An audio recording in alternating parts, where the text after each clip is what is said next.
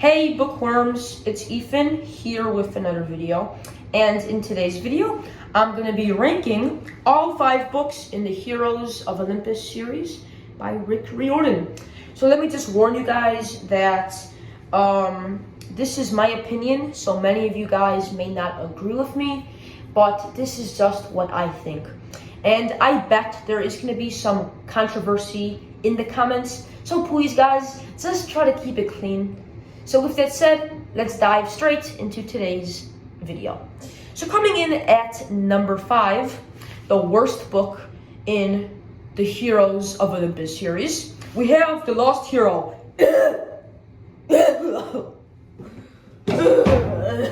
Yeah, every time it makes me puke.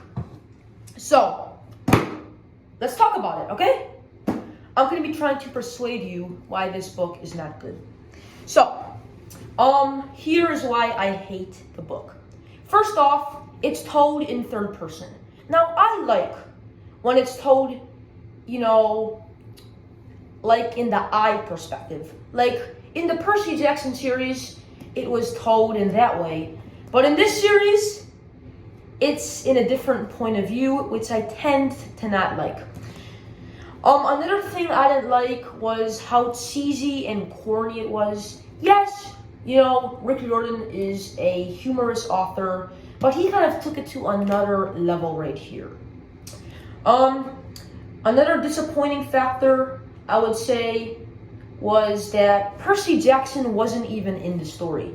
In this plot, we basically learned that the conflict in the story is that Percy Jackson has gone missing. We don't know where he is or, where he is held, but he doesn't show up at all in this novel. So it just follows these 3 new characters named Jason, Piper, and Leo.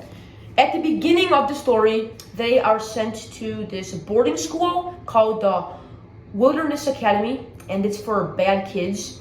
Piper's dad is a famous movie actor, so she's kind of lived a rich life. She's very wealthy. She gets Gucci bags. She has her own car. She's very spoiled, right? Especially since her dad makes like, $1 billion a year. And later in the book, along with the other 2 characters, they are sent to Camp Half-Blood, and they are told that they are not human, they are half-bloods. And she is related to Aphrodite, the goddess of love. So she is very pretty, and she easily can get a lot of boys. Is that perfect, right? And now we have our boy Jason. I feel like his name is kind of too much an honor. Jason was a famous tragic hero in the Greek myths. I think he cut off a boar's head or something. But, he was given immortality. When Jason is just a nerd, he has glasses, he gets picked on. Like, he's not like Hercules, he doesn't have strong muscles. So, yeah, I think we have to talk to the gods and maybe not make his name Jason. You know what I mean? And Jason, in this story, he has amnesia, so he can't remember anything. So the quest in here is they have to try to free Hera from her cage and try to get his memories back. And if you guys guessed it, he is related to Zeus, the god of lightning. And finally, we meet Leo Valdez. He is Mexican, so he comes from Mexico. Tragically, his mother died in a fire accident when he was very little, so it's just been him by himself. But he has a way with tools. He is a good engineer, and he loves making crafts. His godly parent is Hephaestus, who used to work in the forges in the underworld. And, I think he made, like, scythes for the Cyclops and all of that fancy equipment, I feel like it was kind of cool when Leo created Festus, which is this bronze dragon. I think that was a really coolest scene in the book. I also liked the scene when... I think that's it. Yeah, that's it. Because the rest of the book sucks. So yeah. Well, what can I say about it? Okay. Coming on to number, is it 4? Yeah. Number 4, we have the Mark of Athena. So this one, it focuses more about Annabeth's perspective and what she is going through and her inner battles. So in this one, she is sent on this mission by her mother, Athena. And Athena is the goddess of wisdom, so she is very smart. So basically, Annabeth, sorry, it's been a while since I read this, but she has to go to the underworld and try to receive this coin, which is worth a fortune. And once she's in the underworld, she has to, in order to get this magical object, she has to compete in this weaving competition against Arachne, who is this giant spider who has a human head. Like, how creepy is that? Dun dun dun!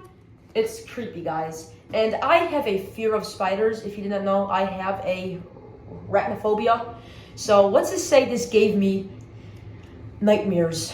And you know, in the Roman myths, Arachne, she always won these weaving contests since she is a spider. So since she has 8 legs, you know, she could easily tie stuff. But as always in books, Annabeth Chase wins, and happily ever after, right? Yay! But no, there was a huge cliffhanger that just left me pulling my hair out of my head. And that's why, coming up on number 3, we have The House of Hades. This was a very powerful book for me. It was an inspiration, and it really moved me.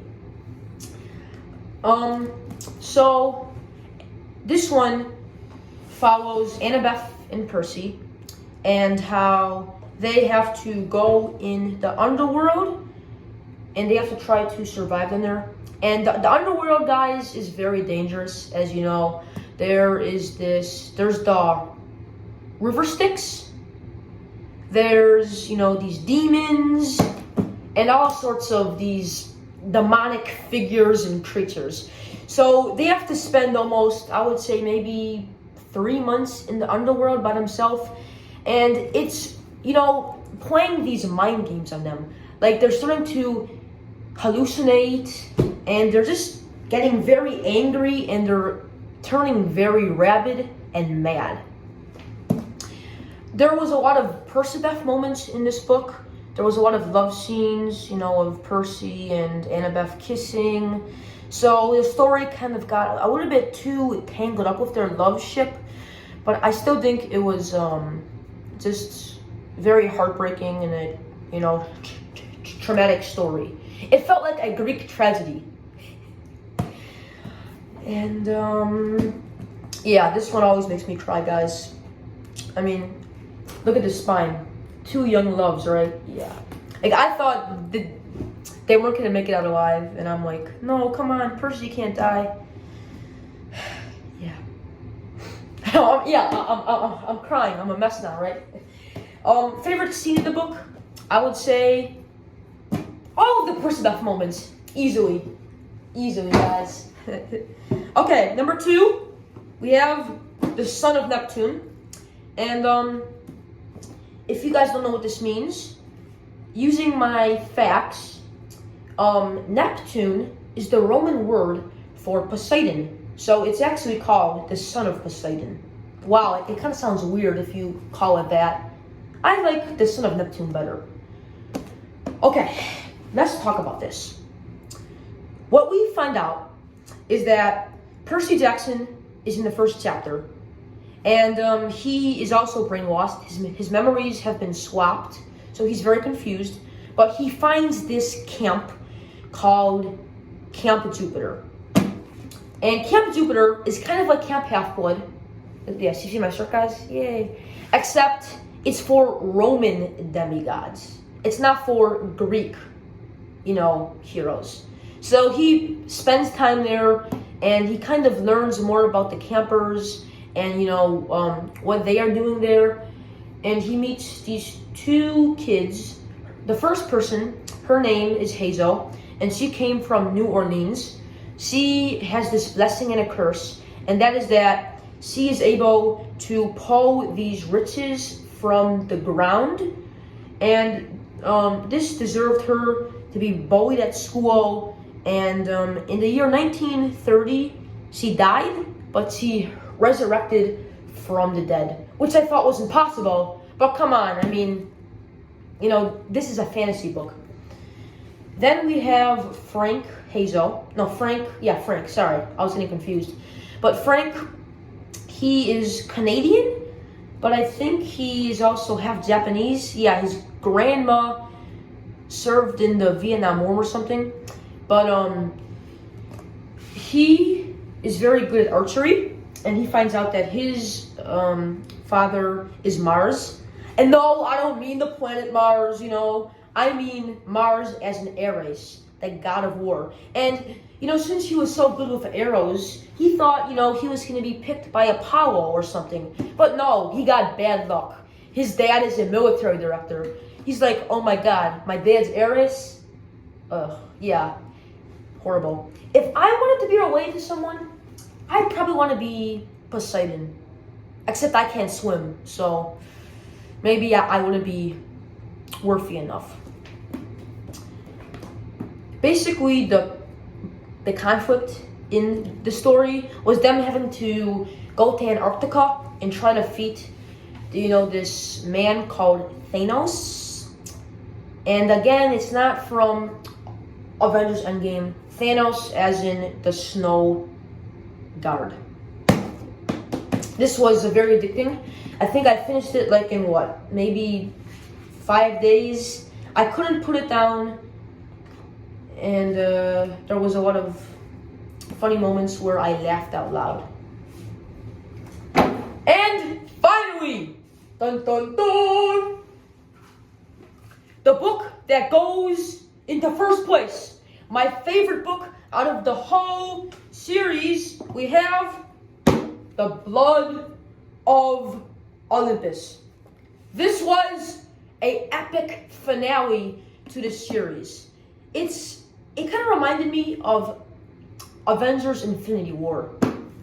Yes, guys, all of the characters from Camp Half-Blood and Camp Jupiter formed this army, and together they tried to save Olympus from defeat. And there was this earth goddess called Gaia, and all of the heroes must stop her before she destroys Olympus. Epic, epic, epic, epic book. Just great. It's just so fantastic, guys. I loved it so much. My favorite scene from the book was, they were all good, okay? Like, the whole thing was good. But if I had to pick the best, it'd probably be the end battle. Like, it was like 100 pages of fighting. Let me just say, guys, Percy Jackson is a good swordsman. Piper is good with blades. Jason, oh my god, Jason, he is like Zeus because he has powers of electricity. Leo, he's good with a hammer. And Hazel, oh my god, Hazel, girl power all the way. She knows how to ride a stallion so well. But anyway, guys, that is gonna wrap up this video. I hope you enjoyed, and I'll see you on another video. Peace out.